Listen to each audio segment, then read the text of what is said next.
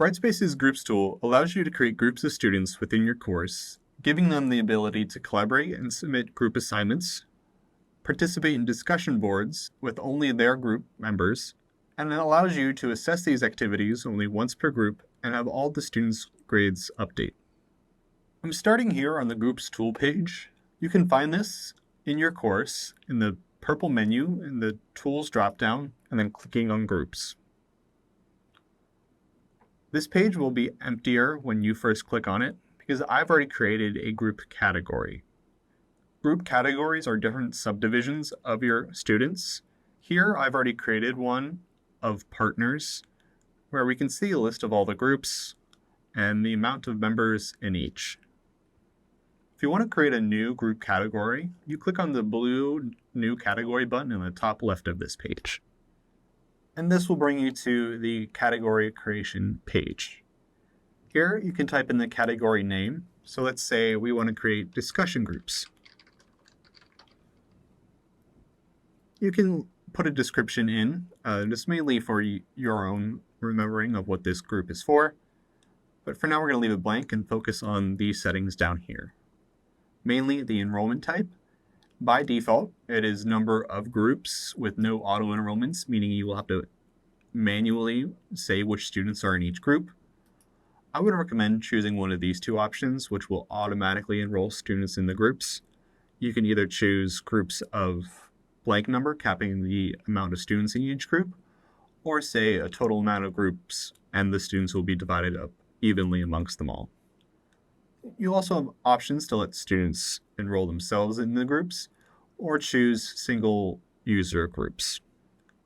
For now, I'm going to say number of groups because I want to see 5 different discussion groups. Scrolling down here, you'll see some more options to set up discussion areas or assignments.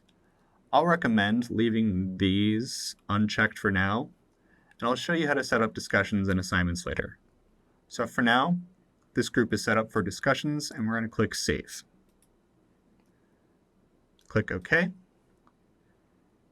might take some time to create, especially with larger class sizes, but if you just click Refresh, you'll see the group created. If you would like to edit which students are in each group, or if you are manually enrolling the students into the groups, you can easily do that from this Manage Groups page. You click the downward arrow next to the title of the category here and click Enroll Users.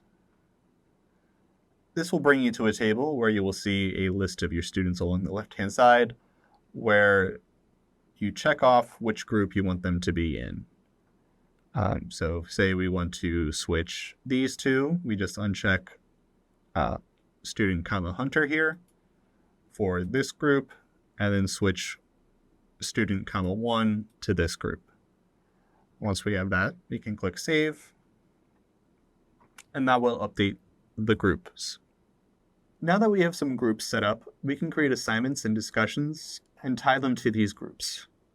To start, I'm going to go to the Assignments tool page by clicking on the Activities drop-down in the purple menu and going to Assignments. I'm going to create a new assignment by clicking on the blue New Assignment button in the top left. Now I can set this assignment up like I would any individual assignment, giving it a due date, putting it in the gradebook, assigning start and end dates, and even attaching it to turn it in. But to make it a group assignment, we want to click here on Submission and Completion and choose this Group Assignment option. That will give us an option to choose from the different group categories we have set up in this course. So let's say this is a partner assignment. Choosing that and clicking Save and Close will create a joint submission box for those partner groups. Once you're ready to grade, I'll come here to a group assignment I have set up already. You go to assess it like you would any other assignment by clicking on the assignment title. And instead of seeing a list of your students' names on this page, you'll see a list of the groups. And you can click on the group name to see what they have submitted. Open it up.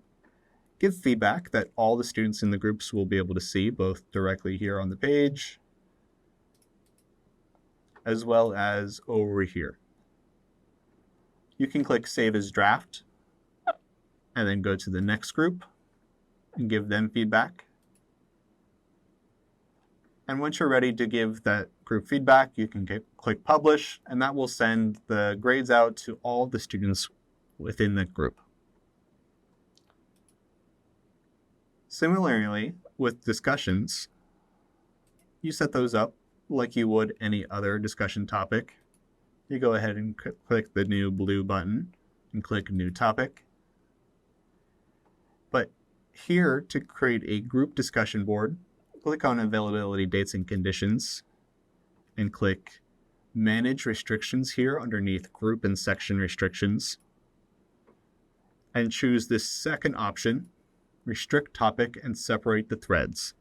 This allows you to see all the group's posts in one single place, but it will only show students other posts within their own discussion group. So here, depending on their enrollment in this discussion group category, they'll see their peers in that category.